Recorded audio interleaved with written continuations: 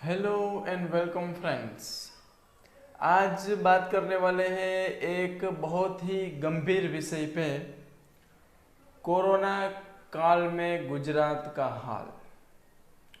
तो जैसा कि हम सब लोग फेस कर रहे हैं कोरोना की वजह से बहुत सारे प्रॉब्लम, और ये जो कोरोना महामारी है पूरी दुनिया और हमारे देश में भी फैली हुई है।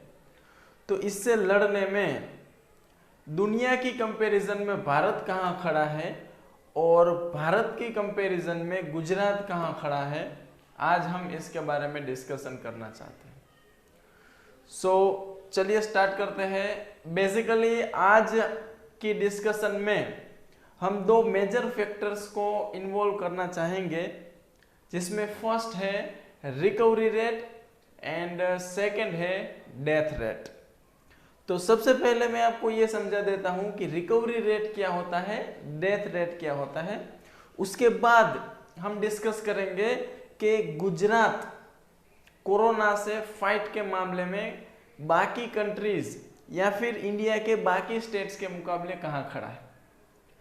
तो सबसे पहले रिकवरी रेट की बात करें तो रिकवरी रेट का मतलब ये होता है कि कोई भी कंट्री या कोई भी स्टेट में जितने भी कोरोना पॉजिटिव केसेस है उसमें से कोई भी 100 लोगों को आप सिलेक्ट करिए, 100 पेशेंट का सैंपल लीजिए, उसमें से जितने लोग रिकवर हो चुके हैं, ठीक हो चुके हैं, उसको हम रिकवरी रेट बोलेंगे।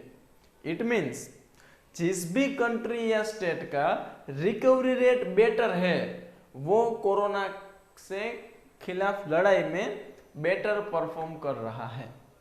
दूसरा वर्ड है डेथ रेट।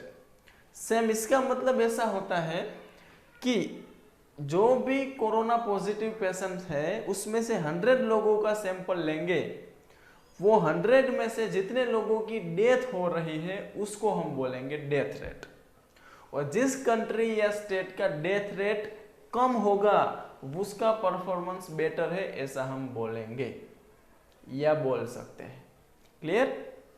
अब बात करते हैं गुजरात में क्या रिकवरी रेट है और क्या डेथ रेट है, और साथ साथ में हम कंपैरिजन करेंगे ऑल ओवर इंडिया के डेटा के साथ और बाकी के टॉप जो स्टेट्स हैं जो इसमें सबसे ज़्यादा इफेक्टेड स्टेट्स हैं इंडिया में, जैसे कि महाराष्ट्र हो गया, तमिलनाडु हो गया, दिल्ली हो गया, इसके जो स्टैटिस्टिक्स है, इसका जो डेटा है, इसके साथ गुजरात की कंपैरिजन करेंगे।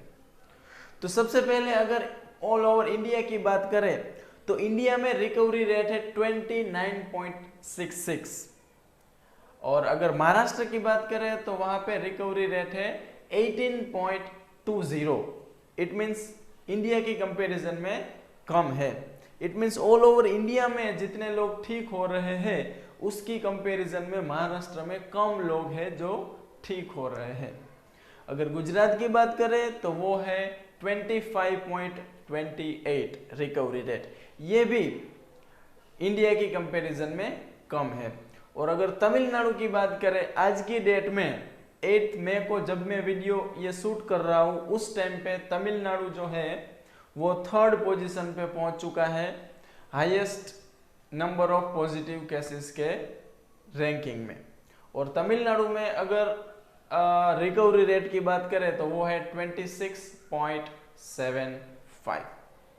तो ये तो हुआ इंडिया का रिकवरी रेट, और वो 3 स्टेट जो सबसे ज्यादा कोरोना से इफेक्टिव है उसके रिकवरी रेट के बारे में।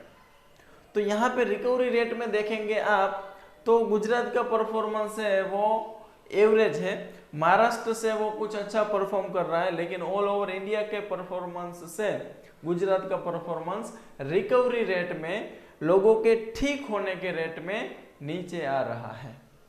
क्लियर? अब दूसरा सबसे इंपॉर्टेंट फैक्टर है डेथ रेट, तो उस पर भी बात कर लेते हैं।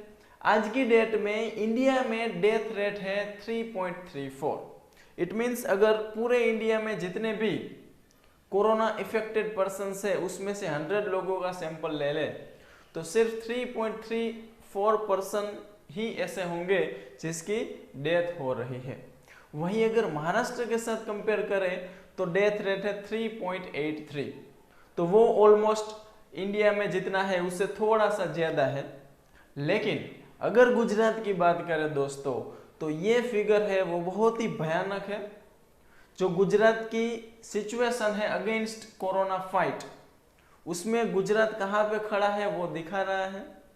2014 में जब लोकसभा के इलेक्शन हो रहे थे, तब इसी गुजरात मॉडल को पूरे देश में बेचा गया था।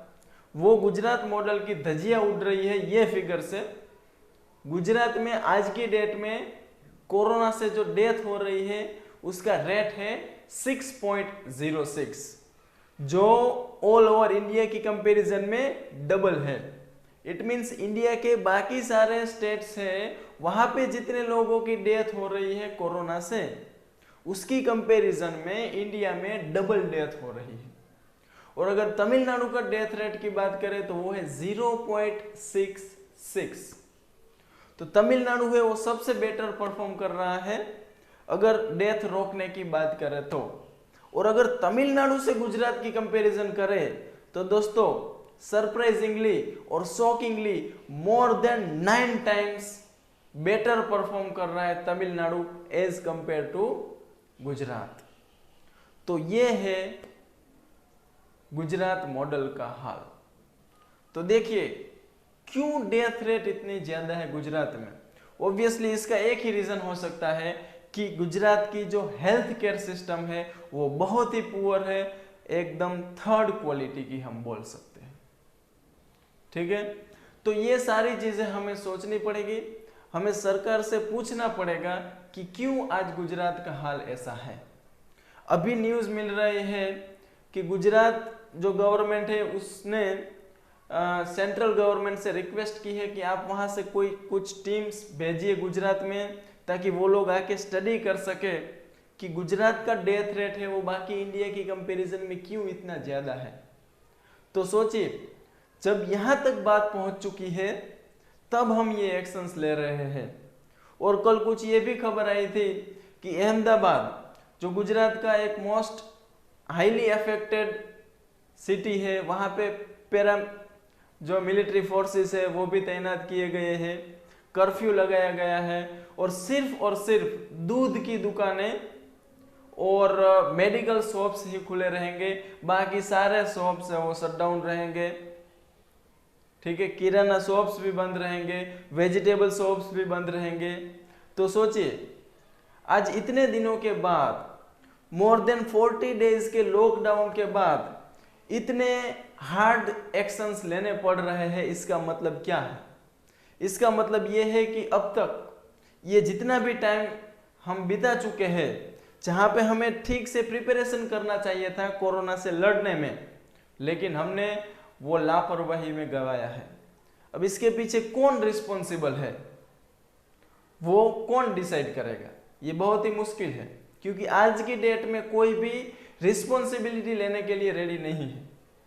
तो आज हमें ये पूछना पड़ेगा कि आज गुजरात जहां पे खड़ा है उसके लिए कौन रिस्पॉन्सिबल है। मैं आपसे पूछना चाहूंगा, आप क्या सोचते हैं कोरोना काल में गुजरात के हाल के बारे में? आप जो भी सोचते हैं अपनी राय कमेंट बॉक्स में लिख के हम तक पहुंचाइए।